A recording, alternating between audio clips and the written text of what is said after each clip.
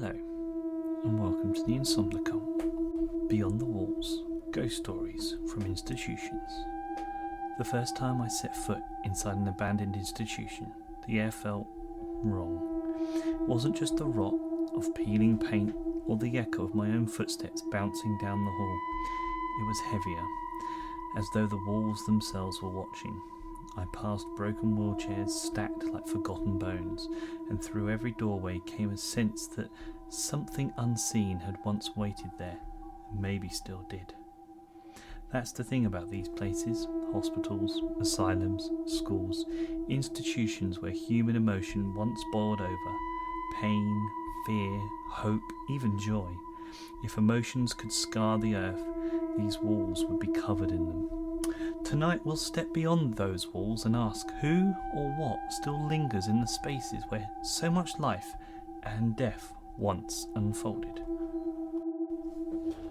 Hospitals and asylums are perhaps the most obvious candidates for hauntings. They're places where the line between life and death thins daily, where despair hangs in the air like disinfectant. Take Waverly Hills in Kentucky. Built in the early 1900s during the tuberculosis epidemic, it was once a place of supposed healing, but healing back then meant brutal experiments, painful surgeries, and a staggering death toll.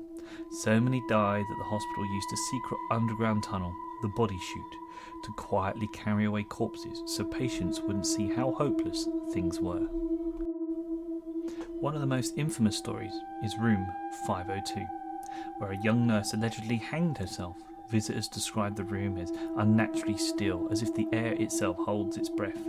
Tourists swear they hear footsteps pacing the hallway outside, only to find the corridor empty.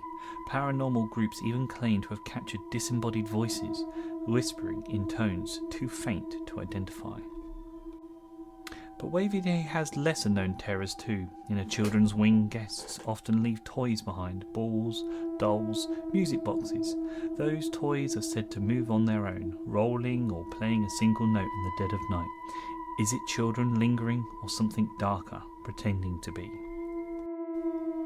Pennhurst in Pennsylvania was meant to care for the mentally ill and disabled, but overcrowding and cruelty soon turned it into a nightmare. Patients were neglected, beaten, locked away in filth. When it finally closed in the 1980s, investigators rushed to document what was left behind, and many claimed they weren't alone. Pennhurst's halls are alive with sound, cries that have no source. The creak of a wheelchair moving down an empty corridor, whispers so close you'd swear someone was breathing in your ear. One lesser-known story comes from the tunnels beneath the complex, where staff once ferried supplies. Multiple investigators describe hearing chains dragging along the concrete, though no chains remain. Waverly and Pennhurst share a common theme: concentrated suffering.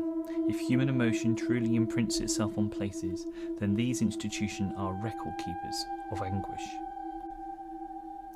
It might surprise you that schools are also hotbeds of ghost stories. After all, they're not death houses like asylums, but consider this: schools are filled with intense, youthful energy, joy, heartbreak, anxiety, ambition, and sometimes tragedy.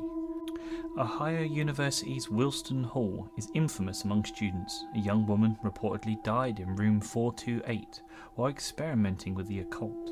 Since then, residents have reported doors slamming, objects flying across rooms, and even scratches appearing on the walls overnight. The most chilling tale is of the headless teacher who roams the halls, a figure seen by multiple students late at night, drifting silently until vanishing around the corner. But there are quieter stories too. Some say the mirrors in Wilson Hall don't always reflect what they should. For a fleeting moment, a student might see someone standing behind them, someone who isn't really there. At Georgetown, the ghosts lean towards the mischievous. Students speak of poltergeist activity, books yanked from shelves, furniture pushed aside, lights flickering even when the power is steady. One well-known incident involved a dorm room where the crucifix hanging above a bed rotated upside down on its own.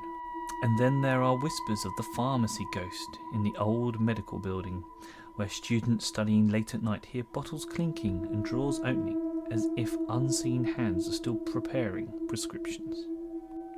While these stories vary, they echo the idea of residual hauntings, a build-up of energy from the powerful moments replaying themselves. Youthful intensity leaves just as strong a mark as sorrow, and sometimes, maybe stronger. Not all believe these stories are supernatural. Infrasound, those low vibrations below the range of human hearing, can cause unease, even hallucinations. A malfunctioning fan, a rattling pipe, and suddenly your body feels watched. Electromagnetic fields, especially in old buildings with bad wiring, can trigger the brain to sense presences. And of course the mind is suggestible. Tell someone a building is haunted and every creak becomes footsteps, every shadow a ghost. But not everything can be explained away. Some encounters seem interactive, ghosts that answer questions, move objects on command, or appear in ways too specific to be chance. Paranormal investigators argue that these are intelligent hauntings, not recordings, but entities aware of us. And then there's belief itself. A legend told often enough gains weight when hundreds expect a place to be haunted. Maybe they make it so, through energy, fear, or something we don't yet understand.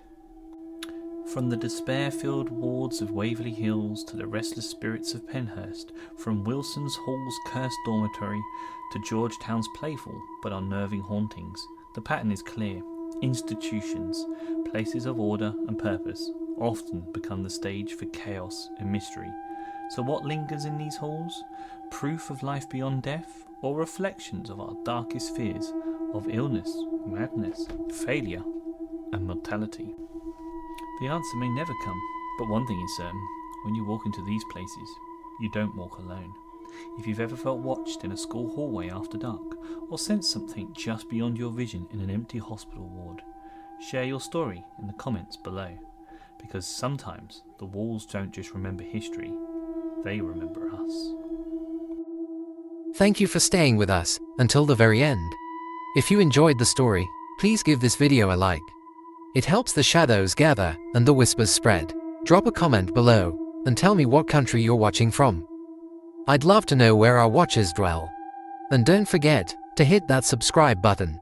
We're striving to bring the cult together, and our first 100 subscribers are the beginning of something extraordinary. And remember, the cult loves you.